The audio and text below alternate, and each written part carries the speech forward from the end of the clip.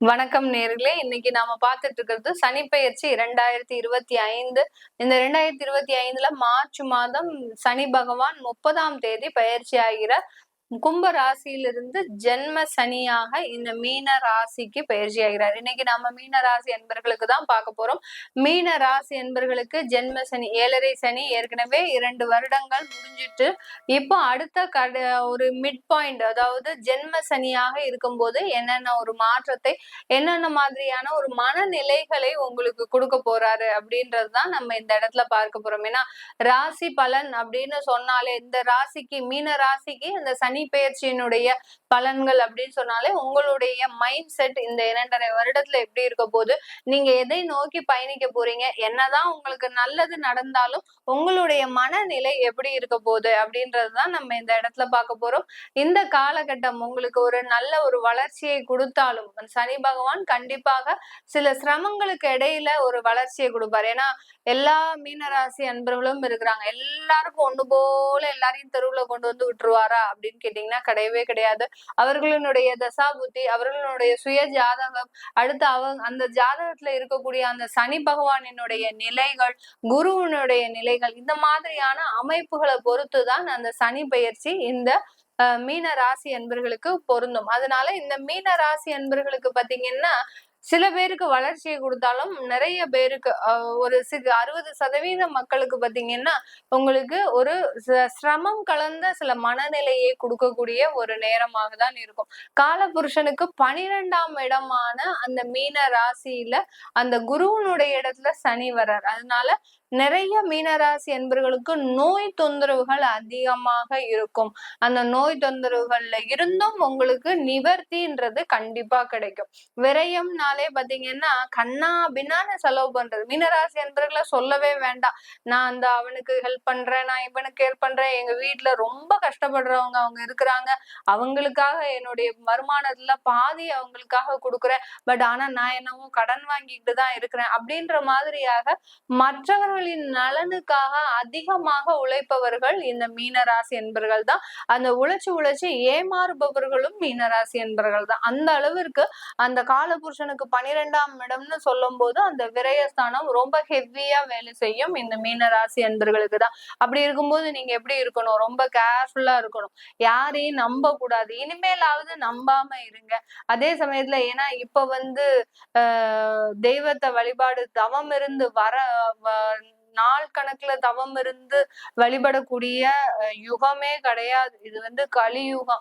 ஒருத்தரை ஏமாத்தி ஒருத்தரை எப்படி பொழைக்கிறது அப்படின்ற மாதிரிதான் எல்லாருமே நடந்துட்டு இருக்கிறாங்க. உறவினர்களும் சரி, கட்டின கணவன் மனைவி, பெற்ற பெற்றோர்கள், குழந்தைகள், இப்படி எந்த உறவு முறை பாராமல் தன்னுடைய வளர்ச்சியை மட்டுமே எண்ணிட்டு இருக்கக்கூடிய இந்த கலியுகத்துல நீங்க மீன ராசி என்பர்கள் குருவனுடைய ராசியாக இருக்கிறதுனால ரொம்ப நேர்மையாக இருந்து அதனுடைய ஏமாற்றத்தினால ஒரு மன வலியை தான் உங்களுக்கு மிச்சமே இருக்குமே ஒழிய வேற எந்த விதமான ஒரு சுகத்தையும் நீங்க அனுபவிக்க முடியாத ஒரு சூழ்நிலையில இருக்கிறீங்க. காலபுருஷனுக்கு 12ஆம் இடத்துல இருக்கிறதுனால அதனால நீங்க ரொம்ப கேர்ஃபுல்லா இனிமேல் முதற்கொண்டாவது உங்களுக்கு இது ஒரு பெரிய படிப்பினையை கொடுத்துருக்குன்னு நினைச்சுக்கோங்க. இந்த வாழ்க்கையில நம்ம எப்படி வாழணும் அப்படின்னு நீங்க தெரிஞ்சுக்கிட்டீங்கன்னா கண்டிப்பாக இந்த சனி பயிற்சி, வரக்கூடிய சனி பயிற்சி உங்களுக்கு நல்ல ஒரு மாற்றத்தை தான் கொடுக்கும். மனநிலை மாற்றத்தை கண்டிப்பாக கொடுக்கும். கடந்த காலத்துல உங்களுடைய ராசியில அந்த ராகு பகவான் இருந்ததுனால நிறைய மீனராசி அன்பர்கள் தன்னுடைய குடும்பத்துல வாங்கின ஒரு பெரிய அவார்டு, பெரிய கிரீடம் என்னன்னா மனக்குழப்பவாதி, அடுத்து பாத்தீங்கன்னா சைக்கோ லெவல்ல ட்ரீட் பண்றாங்க அப்படின்றதெல்லாம் அவங்களே பாத்தீங்கன்னா மீனராசி என்பவர்கள் நிறைய பேரு எனக்கு போன் பண்ணுவாங்க. மேடம் என்ன வீட்டுல இப்படி எல்லாம் பேசுறாங்க, ரொம்ப எனக்கே பாத்தீங்கன்னா என்ன நினைச்சு எனக்கே ரொம்ப வருத்தமா இருக்கு அப்படின்ற மாதிரிலாம் சொல்லுவாங்க. இத நீங்க கொஞ்சம் புரிஞ்சுக்கணும். அதாவது உங்களுடைய ராசி மேல அந்த சர்ப்ப கிரகம் போகுது, அடுத்து இப்ப சனி பகவானும் வரப்போறாரு. இந்த மாதிரியான ஒரு கிரிட்டிக்கலான சிச்சுவேஷன்ல அந்த மாதிரியான சம்பவங்கள், அவமானங்கள், அசிங்கங்கள் 24 மணி நேரமும் அந்த வீட்டுல பாத்தீங்கன்னா அழுகை சத்தம் தான் இருக்கும். அந்த அளவுக்கு அந்த நெகட்டிவ் அதிகப்படியாக இருக்கக்கூடிய ஒரு வருடங்களாக தான் கடந்த வருடம்லாம் இருந்திருக்கும். அந்த மாதிரியான நெகட்டிவோடு சேர்ந்து நீங்களும் பயணிக்காதீங்க. எந்த அளவுக்கு எதிர்மறைகள் உங்களை யாரையாவது எதிர்த்து பேசுறாங்க, அவமானப்படுத்துறாங்க, அசிங்கப்படுத்துறாங்க இருந்தாலும் அவங்க கிட்ட சிரிச்சிடுங்க. சிரிச்சிட்டீங்க அப்படின்னா அந்த எதிர்மறைகள் எல்லாம் அப்படியே ஆஃப் ஆயிடும். இல்ல ஒரு டம்ளர் தண்ணிய குடிங்க. தண்ணிய குடிச்சு அந்த இடத்த விட்டு மூவ் பண்ணிடுங்க. மூவ் பண்ணிட்டீங்க அப்படின்ற போது அந்த அந்த இடத்துலயும் அந்த நெகட்டிவ்ன்றது ஆஃப் ஆயிடும். இந்த மாதிரியான பதிலுக்கு பதில் நிக்காம மீனராசி அன்பர்கள் அந்த இடத்துல எந்த மாற்றங்களை நீங்க கொண்டு வர முடியும் பாருங்க. அதுக்கப்புறமா நிதானமா நிறுத்தி வேலை செய்யுங்க. கண்டிப்பா உங்களுக்கு ஒரு நல்ல ஒரு மாற்றம் ஏற்படக்கூடிய ஒரு நேரமாக இருக்கும். இந்த மீன ராசியில இருந்த இந்த சனி பகவான் உங்களுடைய உபஜய ஸ்தானத்தை பார்க்கிறார், உங்களுடைய கலத்திரஸ்தானத்தை பார்க்கிறார், உங்களுடைய கர்மஸ்தானத்தை பார்க்கிறார். அதனால இந்த காலகட்டம் நீங்க எடுக்கக்கூடிய முயற்சிகள்ல நிறைய தடைகள் இருக்கக்கூடிய ஒரு நேரம். அதாவது சனி சந்திரன், நான் ஏற்கனவே கும்பராசி என்பவர்களுக்கு சொல்லியிருப்பேன், சனி சந்திரன் சேர்க்கை இருந்தாலே எல்லா இடத்துலயும் தடைகள் வந்துகிட்டே இருக்கும். ஒவ்வொரு முயற்சிகள்லயும் தடைகள் இருக்கும். இப்ப பேசிக்காவே உங்க ஜாதகத்திலேயே சனி சந்திரன் சேர்க்கை இருக்கு அப்படின்ற போது இத புணர்வு தோஷம்னு சொல்லுவோம். அந்த புணர்வு தோஷம் இருக்கிறவங்களுக்கு பாத்தீங்கன்னா லைஃப்ல எந்த பார்ட் எடுத்தாலும் ஒரு தடைகள் வரும். சீக்கிரமா கல்யாணம் பண்ணணும்னா அதுக்கும் தடைகள் வரும். ஒரு காதல் திருமணம் பண்ணலாம்னா அதுக்கும் தடைகள் வரும். குழந்தை பிறப்புலையும் பிரச்சனைகள் வரும். திருமண நேரத்திலையும் பிரச்சனைகள் வரும். குழந்தை பிறக்கும் போதும் பிரச்சனை வரும். இப்படி எல்லா இடத்துலயுமே அந்த புணர்வு தோஷம் இருக்கிறவங்களுக்கு அடுத்தடுத்து தடைகளும் பிரச்சனைகளும் இருக்கக்கூடிய ஒரு ஜாதகமா தான் இருக்கும். அதனால இப்போ அட் பிரசன்ட் உங்களுக்கு கோச்சார நிலவரப்படி அந்த புணர்வு தோஷம்ன்ற அந்த சந்திரன் சனி சேர்க்கை இருக்கிறதுனால கண்டிப்பாக எல்லா முயற்சிகளுமே உங்களுக்கு ஒரு தடையை ஏற்படுத்தக்கூடிய ஒரு முயற்சியா இருக்கணும். அப்ப நாங்க எதுவுமே முயற்சி பண்ணக்கூடாதா அப்படின்னு கேட்டீங்கன்னா கண்டிப்பா கிடையாது. வெளிநாடு வெளியூர் பிரயாணத்துக்கெல்லாம் இந்த முயற்சிகள் உங்களுக்கு லாபத்தை கொடுக்கக்கூடிய ஒரு முயற்சிகளாக இருக்கும். எந்த அளவுக்கு ரொம்ப பாசமா இருக்கணும்னு நினைக்கிறீங்களோ அந்த பாசத்துல ஒரு படி பின்னோக்கி தள்ளும். அடுத்து பாத்தீங்கன்னா யார்கிட்ட ரொம்ப அதிகமா ஒரு அக்கறை காட்டுறீங்களோ அந்த நபரை உங்ககிட்ட இருந்து விலக்கி கொண்டு செல்லு போய்கிட்டே இருக்கும். இந்த மாதிரியான விஷயங்களை இந்த சனி பயிற்சி இந்த மீன ராசி என்பவர்களுக்கு கொடுக்க போறார்.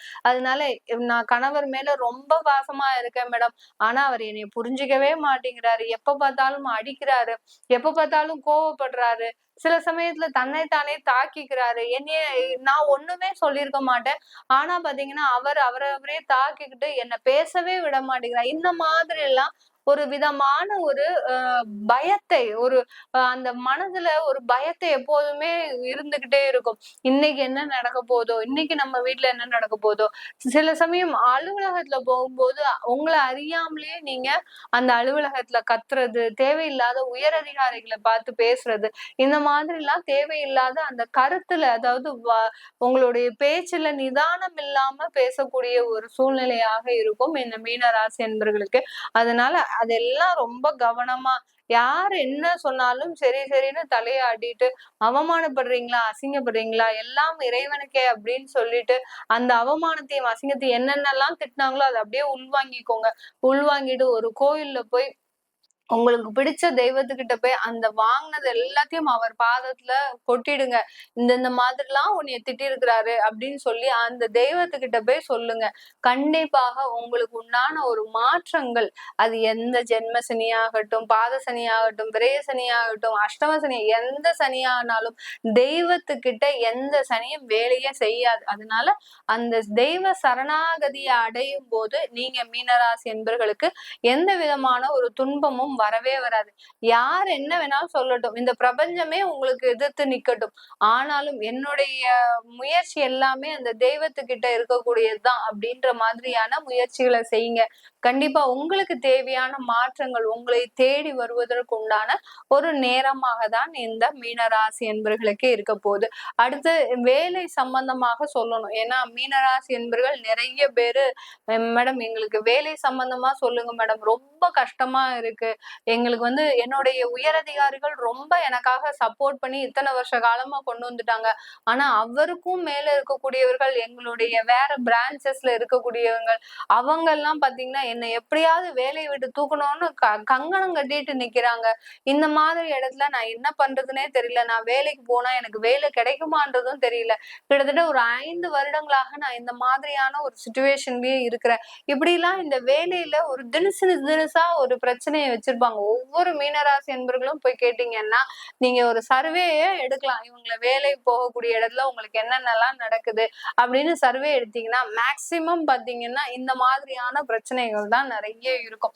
ஏதோ ஒரு நம்ம வருமானம் சம்பாதிக்கணும், இவங்களை நீ வேலைக்கு போக வேண்டாம், நீங்க இப்படியே இருந்துருங்க, சன்னியாசியா துறவரம் வாங்கிக்கோங்க அப்படின்னு சொல்லிட்டீங்க அப்படின்னா சந்தோஷமா ஒரு 2 காவி துணியை கட்டிட்டு சந்தோஷமா துறவரம் வாங்குறதுக்கு ரெடியா இருக்கிறாங்க இந்த மீனராசி என்பர்கள். அந்த அளவுக்கு அந்த வேலையில பயங்கரமான ப்ரெஷர். எங்கேயாவது கோயிலுக்கு போனா கூட 2 வேளை சாதம் வாங்கி சாப்பிட்டுறலாம், அங்க அன்னதானமாவது கிடைக்கும். இவங்க கிட்ட இருந்து நாம் படுற பாடு ஒவ்வொரு மாசமும் என்னால முடியவே இல்லை மேடம், இதுக்கு ஒரு விடிவு காலம் எனக்கு வருமா அப்படின்னு கேக்குற நிறைய மீனராசி என்பர்களுக்கு கண்டிப்பாக உங்களுக்கு உண்டான ஒரு விடிவு காலம் கண்டிப்பாக வரும். இந்த வருடம் உங்களுக்கு வேலையில எல்லாம் எந்த தொந்தரவுகளுமே இருக்காது. அப்படியே தொந்தரவுகள் வந்தாலும் இந்த அப்படியே பனி போல உங்களுக்கு மறைஞ்சு போயிடும். எந்த பெரிய அளவுக்கும் பிரச்சனைகள் வராது, மேலிடத்துல இருந்தும் பிரச்சனைகள் வராது. அப்படியே உங்களுக்கு வேலையை விடக்கூடிய ஒரு சூழ்நிலை வந்தாலும் தாராளமா விடுங்க, வேற வேலையும் கிடைக்கிறதுக்கு உண்டான ஒரு நேரமாக தான் இந்த மீன ராசி என்பர்களுக்கு இருக்கு. ஏன்னா உங்களுக்கு இந்த கோச்சார நிலவரப்படி மட்டும்தான் பேச போகுதா, உங்களுக்கு நான் இப்ப வேலை கிடைக்காது அப்படின்னு சொல்லிட்டேன்னா அது மட்டுமே உங்களுக்கு பேசாது. ஏன்னா உங்களுடைய சுய ஜாதகத்துல உங்களுடைய தசாபுத்தி நல்லா இருந்தா நீங்க எந்த விதமான முயற்சிகளும் எடுக்கலாம் இல்லையா. அதனால உங்களுக்கு வேலையை விடக்கூடிய ஒரு சுச்சுவேஷன் வந்தா கூட உங்களுக்கு வேலை கிடைக்கக்கூடிய ஒரு நேரமாக தான் இருக்கும் இந்த மீன ராசி என்பர்களுக்கு. மீன ராசியில இருக்கக்கூடிய அந்த பூரட்டாதி நட்சத்திர அன்பர்கள் லைஃப்ல நிறைய விஷயங்களை கத்துக்கிட்டீங்க. இப்போ ஜென்ம சனிதான் எனக்கு விஷயத்த கத்து கொடுக்க போதா அப்படிலாம் எதுவும் இல்லை, எனக்கு ஏற்கனவே நிறைய தெரியும் அப்படின்ற மாதிரியான மெதப்புல இருக்காதீங்க. ஏன்னா இன்னமும் சில பாடங்கள் உங்களுக்குன்னு தனியா ஸ்பெஷலா வச்சிருக்கிறாரு சனி பகவான். அதனால ரொம்ப கேர்ஃபுல்லா சில விஷயங்களை ஹேண்டில் பண்ணுங்க. சில விஷயங்கள்ல பார்ட்னர்ஷிப் தொழிலையும் ரொம்ப கேர்ஃபுல்லா இருங்க. அதே சமயத்துல குடும்பம் சம்பந்தமான சில கேர்டேக், அதாவது அக்கறையோட இருந்துட்டீங்க அப்படின்னா அந்த குடும்பத்துல நடக்கக்கூடிய அசம்பாவிதங்களை நீங்க முழுமையாக தடுக்க முடியும். இந்த மாதிரிலாம் இந்த பூரட்டாதி நட்சத்திர அன்பர்கள் எனக்கு தான் எல்லாம் தெரியும் அப்படின்ற மாதிரியான விஷயத்த கைவிட்டு இனிமேல் நம்ம சில விஷயங்களை கத்துக்கணும் அப்படின்ற மாதிரியாக போங்க. அடுத்து பூரட்டாதி நட்சத்திரத்துக்கு அடுத்து உத்திரட்டாதி நட்சத்திரம் ரொம்ப கடுமையா பாதிக்கப்படக்கூடிய நட்சத்திரம் தான். ஜென்ம சனியில உங்களுக்கு பாத்தீங்கன்னா இன்னும் நிறைய ஒரு காலங்கள் இருக்கு. இந்த ஜென்ம சனி மட்டும் உங்களுக்கு பிரச்சனைகளை கொடுத்து வாழ்க்கையை கெடுத்துருமா அப்படின்னு பாத்தீங்கன்னா கிடையாது. உங்களுக்கு இன்னும் நிறைய காலங்கள் இருக்கு. இந்த 2.5 வருடங்கள் ரொம்ப கிரிட்டிக்கலா இருக்கக்கூடிய ஒரு சுச்சுவேஷன். எல்லாத்துலயுமே ரொம்ப கவனமா இருக்கணும். திருமண வாழ்க்கை, குழந்தை பருவம், அடுத்து பாத்தீங்கன்னா பள்ளி கல்லூரி பருவம், வேலை பார்க்கக்கூடிய ஒரு பருவம், அடுத்து வயதானவர்கள், இந்த மாதிரியான எந்த ஸ்டேஜ்ல உத்திரட்டாதி நட்சத்திர அன்பர்கள் இருந்தீங்கன்னா கூட உங்க ஸ்டேஜுக்கு உங்களுடைய வருமானத்துக்கு படி சில சிக்கனமான நடவடிக்கைகள், சில முன்னெச்சரிக்கை நடவடிக்கைகள்லாம் எடுத்துக்கோங்க உத்திரட்டாதி நட்சத்திரம். இல்லாட்டி தேவையில்லாத அவமானம், அசிங்கம், வேலை இழப்பு, அடுத்து கோர்ட்டு கேஸ் வழக்கு இந்த மாதிரி எல்லாம் சந்திக்கக்கூடிய ஒரு நேரமாக இருக்கும்.